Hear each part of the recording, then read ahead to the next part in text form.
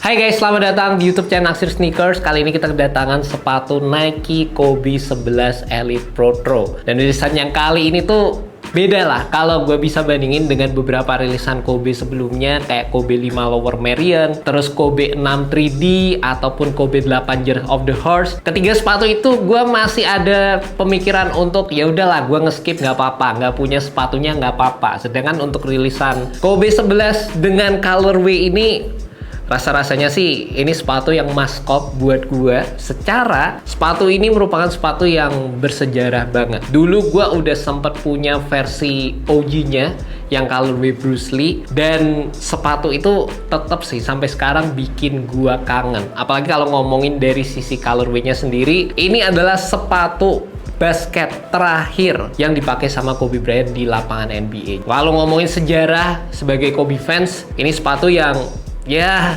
keren banget, harus gua punya. Dan kalau kalian tahu, dulu itu susah banget guys ngedapetin sepatu colorway ini. Nggak rilis di mana-mana, kayaknya cuma mungkin di beberapa retail store juga. Kita orang Asia tuh asli susah banget lah pokoknya kalau pengen ngedapetin colorway ini di sepatu Nike Kobe 11 versi OG-nya. Jadi at the end of the day, gue happy banget akhirnya sepatu ini bisa dirilis ulang, apalagi dengan embel-embel Trema Protro yang ditawarkan di beberapa rilisan sepatu Kobe Bryant yang terbaru. Meskipun ada beberapa bagian yang menurut gue cukup gue sayangkan, dan gue sebagai Kobe fans tuh agak kayak mungkin bisa dibilang bukan komplain ya, tapi kayak sedikit menyayangkan gitu. Yang pertama gue pengen bahas dari sisi boxnya dulu. Ini kita dapat box yang biasa, padahal beberapa rilisan kemarin boxnya tuh bagus gitu, terutama untuk rilisan sepatu Kobe yang emang dipakai main, yang nilai historinya kenceng, itu kita dapat box yang bagus gitu. Ini box yang biasanya kita temukan di sepatu-sepatu yang kayak Kobe 9 IM atau Kobe 8 yang tim color gitu, yang rilisan-rilisan lebih basic lah. Ini boxnya kayak gini. Mungkin gue nangkepnya Nike berusaha untuk neken budget kali ya. Secara di perilisan Kobe 11 Elite Protro ini kita udah dapat cukup banyak aksesoris, dimana talinya di sini ada kayak metal-metalnya kayak gini, terus di sisi dalamnya kita bakal dapat greeting cards, ada pinnya juga. Jadi ini kalau misalnya kalian pengen pakai di tas, di baju, itu baju bisa lah ini pakai kayak gini. Dan kalian juga bakal dapat extra lace di sepatu ini juga, warna hitam, ada speckle goldnya. Ditambah kalian bakal dapat ini ada hang tagnya juga, ini leather hang tag. Jadi secara aksesorisnya cukup banyak. Tapi balik lagi, kayak esensinya Kobe Bryant itu dulu gue ingat dia tuh bilang atlet yang tidak mau kompromi ya guys. Jadi itu yang gue bawa juga di review kali ini. Gue agak gimana gitu, boxnya nggak dapet yang versi lebih bagus kayak yang kemarin gue dapetin di beberapa rilisan Kobe Protro sebelumnya. Dan kalau ngomongin sepatunya sendiri, ini dijual dengan harga 3.269.000. Jadi bisa dibilang secara harganya tetap terbilang premium. Dan untuk versi yang Protro ini, gue ngerasa ada beberapa perbedaan yang cukup banyak gue temukan dibandingkan dengan versi sebelumnya. Dan jujur aja guys, awalnya pas gue ngeliat sepatu ini di gambar Instagram, jadi kayak ada perbandingan gitu versi OG sama versi terbarunya ini, versi Protro. Gue ngerasa kayak versi Protronya ini tuh berasa kayak jadi KW-an versi yang OG gitu guys. Gue ngelihat secara shape-nya agak beda, terutama dari sisi swoosh logo yang ditawarkan. Ini tuh swoosh-nya kayak lebih pendek gitu, jadi berasa kayak KW. Tapi untungnya turns out pas gue udah ngedapetin sepatu ini secara langsung, gue lihat aslinya, ya gue nggak bermasalah sama sekali ya. Ternyata tetap keren-keren aja, apalagi pas dipakai on fit, gue baru tetap kerasa hype dari sepatu ini tuh tetap ada gitu. Mungkin karena dari sisi detail-detail sepatunya yang tetap dijaga sama Nike, dimana ada gold swoosh-nya, terus di bagian tang di sini ada Kobe logo, terus ada tulisan XX, ini menunjukkan 20 tahun Kobe Bryant di Lakers. Masih ada detail Kobe 11-nya di sini. Dan di area belakang di sini ada tulisan tanggal terakhir Kobe Bryant main di NBA.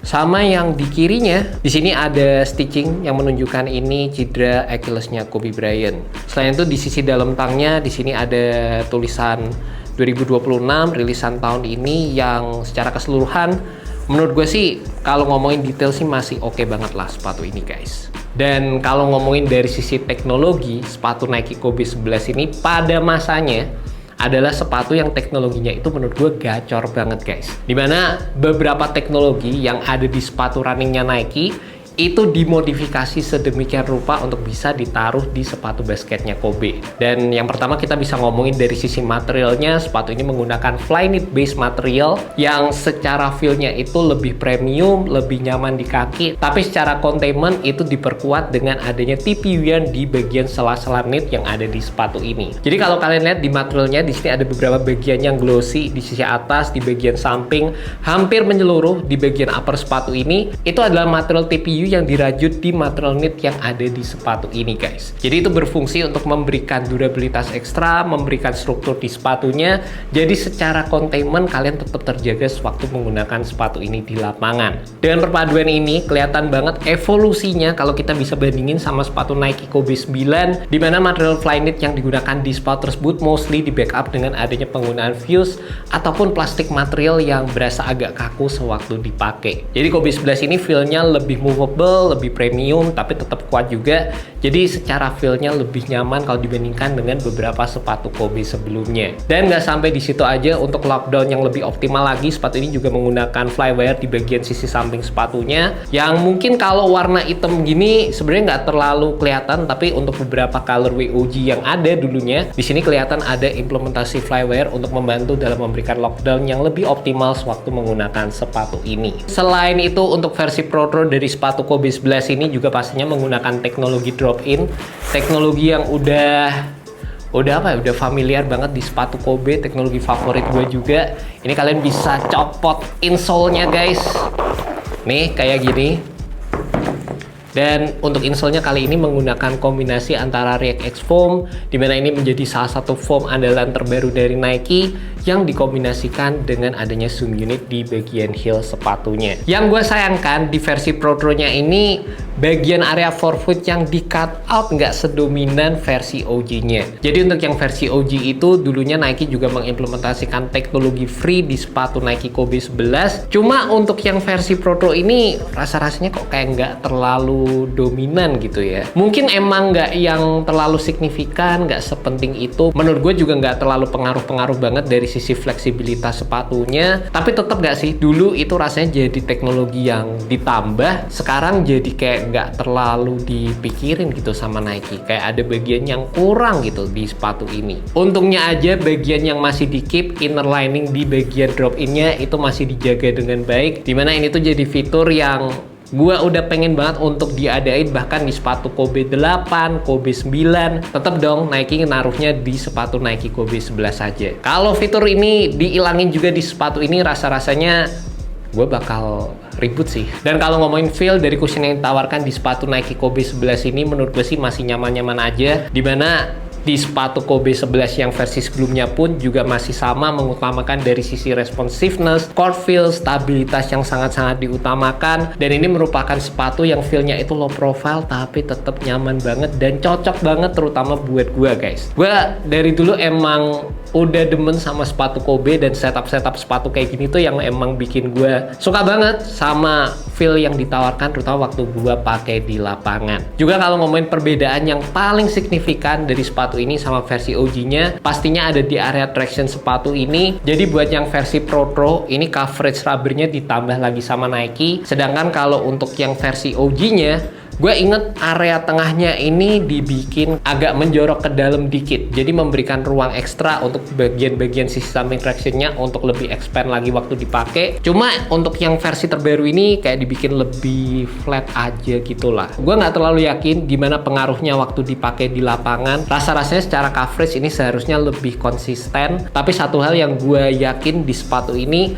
dari si tractionnya ini sama sekali nggak bisa dipakai di lapangan outdoor karena build-nya tipis dan pastinya nggak durable sama sekali guys. Seingat gue untuk versi OG-nya pun gue bisa ngedapetin traction yang terbilang cukup decent di sepatu Kobe 11, dan rasa-rasanya sepatu ini juga harusnya menawarkan implementasi traction yang serupa. Dan yang gue seneng sebenarnya kalau kita ngelihat dari sisi build traction yang ditawarkan dan juga keseluruhan tooling yang ada di sepatu ini tuh punya outrigger yang cukup dominan di bagian depan sama di bagian belakang sepatunya, yang ini bakal ngebantu banget dari sisi stabilitas sepatu ini guys. Jadi kalau kalian playstyle misalnya kayak Kobe Bryant suka ngelakuin fadeaway, terus kayak sering melakukan pull up jumper, kalian juga cukup dominan pakai area heel untuk pivot dan lain sebagainya, gue ngerasain jadi sepatu yang dari sisi fitur-fiturnya itu udah sangat-sangat diperhatikan buat mengakomodasi gerakan kalian di lapangan. Selebihnya buat kalian yang penasaran sama fit dari sepatu Kobe 11 ini, gue rasa ini jadi bagian yang beda juga sih sama versi OG-nya. Dimana fitnya tuh entah kenapa berasa roomy sih, roomy banget terutama di area depan sepatunya. Biasanya gue pakai size 9,5 di sepatu Kobe itu lebih kenceng dibandingkan dengan beberapa sepatu basket gue lainnya. Sekarang di sepatu Kobe 11 ini,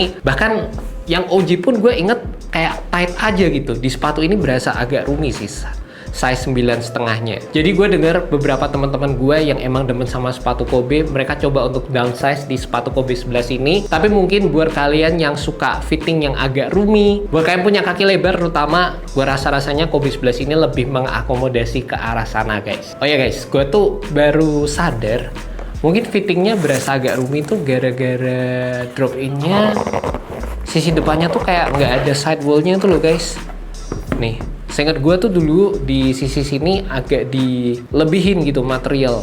Ini kayak slim aja gini. And that's about it guys, review untuk sepatu Nike Kobe 11 Elite Pro. Gue bisa dibilang punya mixed feelings ya sama sepatu ini. Gue seneng banget sama sepatunya, tapi menurut gue ada beberapa implementasi yang ya kalau dikata Pro nggak semuanya lebih bagus gitu dibandingkan dengan versi OG-nya. Menurut gue kalau kalian orang yang mentingin nilai history, mentingin sejarah, tahu value dari sepatu ini, gua rasa ini jadi salah satu item yang approved. Tapi kalau kalian nyari purely based on performance, ya gua rasa sih ada beberapa opsi lain yang lebih oke juga dari sepatu ini. Bisa dibilang Kobe 11 emang menjadi sepatu yang punya ciri khas pada masanya, tapi sekarang udah banyak banget sepatu dengan teknologi-teknologi gokil yang bisa dibilang juga mengalahkan sepatu ini dari sisi performance. And that's about it. Thanks so much for kalian udah nonton video kali ini. See you next video guys. Semoga video ini bisa membantu kalian dalam menemukan sepatu basket yang cocok. Alright, peace.